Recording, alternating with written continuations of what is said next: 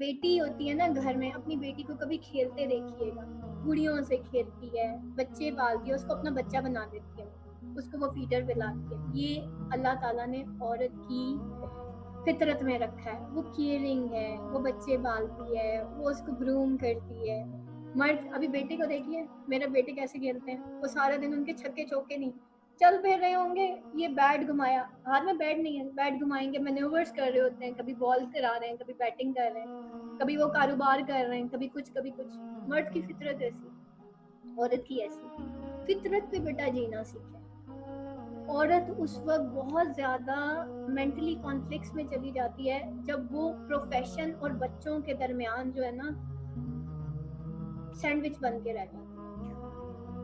پہلے بچے پال لیں، ٹھیک ہے، فیملی کو، نسل کو، جنریشن کو اسٹرانگ کر لیں.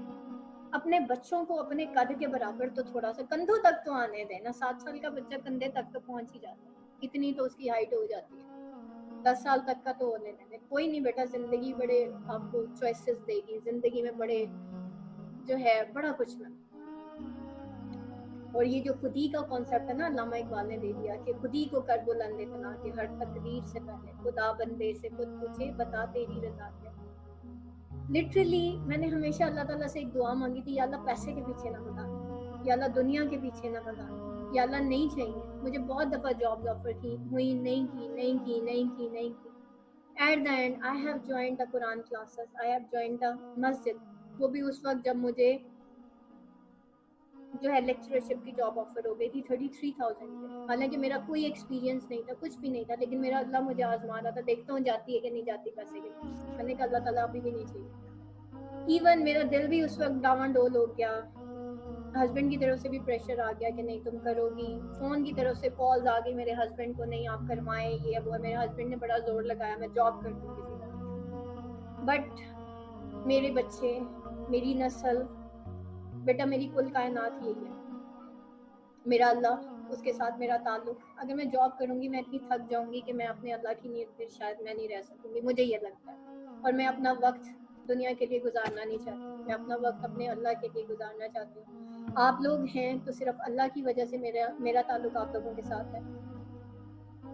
اور اگر آپ لوگوں کے ساتھ جو بھی ہے میرا لین دین کا بھی، وہ بھی میرے اللہ کی وجہ سے. تو یہ ہے سارا کچھ کہ میری لائف اتنی مین نہیں ہے جو میرے اللہ نے مجھے دی ہے کہ میں پیسے کے پیچھے نچھاور کر دوں یا اسٹیٹس کے پیچھے نچھاور کر دوں. وہ جو علامہ اقبال کا کانسیپٹ تھا نا، خودی کو کر بلند اتنا. تو میں ابھی مسجد گئی ہوں، اور ابھی جانے سے پہلے ہی جب میں نے آئی ہیو ڈیسائیڈڈ، میں رونے لگ گئی تھی. میں سجدے میں جا کے اللہ کے آگے روئی، یا اللہ میں تیری بندی ہوں، نہ بھگا مجھے دنیا کے پیچھے. میں قابل ہی نہیں ہوں اس کے، میں نہیں بیلنس کر پاؤں گی، میرے نہیں اندر کچھ بھی. اگر تو نے کچھ دینا ہے مجھے تو مجھے اس قابل بنا دے، لیکن میں اس قابل ہی نہیں ہوں. And finally on line classes start ہوتی ہیں. وہ آن لائن کلاسز پاکستان کی پہلی اکیڈمی بنتی ہے. پاکستان کی پہلی آن لائن اکیڈمی وہ یہ ہماری اکیڈمی ہے. اور مجھے نہیں پتا میرے اللہ نے، اور وہ اکیڈمی سٹارٹ میں نے کیا کی تھی، جس لڑکی کے ساتھ میں نے کمٹ کیا تھا میں نے اس کو کہا تھا بیٹا 3 مہینے کی بات ہے، اس کے بعد میں تمہیں نہیں پڑھا سکتی کیونکہ میں بیمار رہتی ہوں. اور دوسری چیز میرے قرآن کورسز چل رہے ہیں، ایک مارننگ میں جاتی ہوں، میں ایوننگ میں بھی جاتی ہوں، میرے پاس ٹائم ہی نہیں ہوتا، باقی ٹائم میرے بچوں کا. اور اس کے علاوہ میں اس قابل ہی نہیں ہوں کہ میں زیادہ دیر بیٹھ سکوں. تو میرے پاس نہ ٹائم ہے، نہ صحت ہے، نہ کچھ اور ہے. بٹ شی سیڈ نہیں میم آپ سے ہی پڑھنا.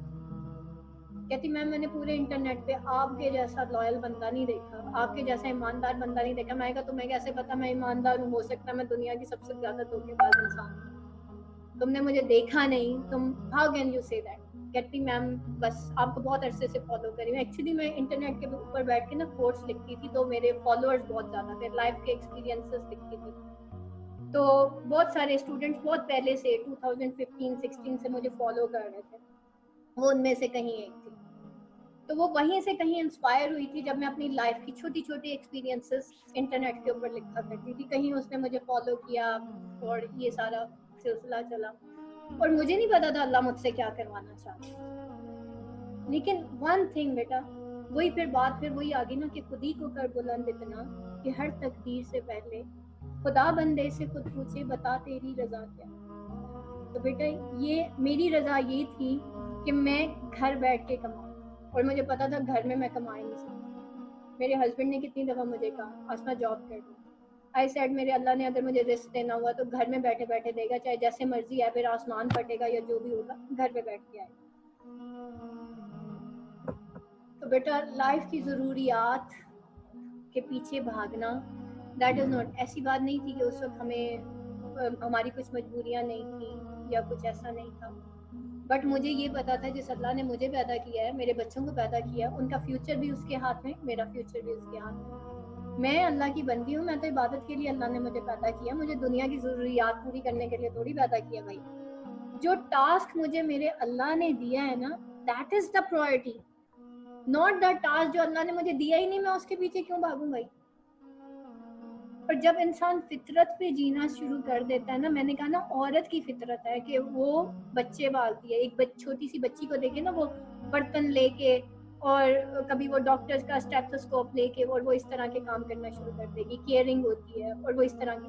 تو بیٹا یہ ہماری فطرت ہے، ہم یہ کام تو بیسٹ کر سکتے ہیں، لیکن ہمارے اندر اتنی جانیں نہیں ہے کہ ہم کمائی کے لیے گھر سے باہر نکلیں. میرے اندر تو نہیں ہے، باقیوں کا مجھے پتا نہیں. تو یہ ساری چیزیں ہیں. لیکن بیٹا جب ہم فطرت پہ جیتے ہیں تو ہم خوش رہتے ہیں. فطرت پہ جیے. عورت کے لیے بہترین یہ ہے کہ وہ گھر رہ کے اپنے بچوں کی پرورش کرتی ہے، پھر دیکھیں نسلیں براٹ اپ ہوتی ہیں.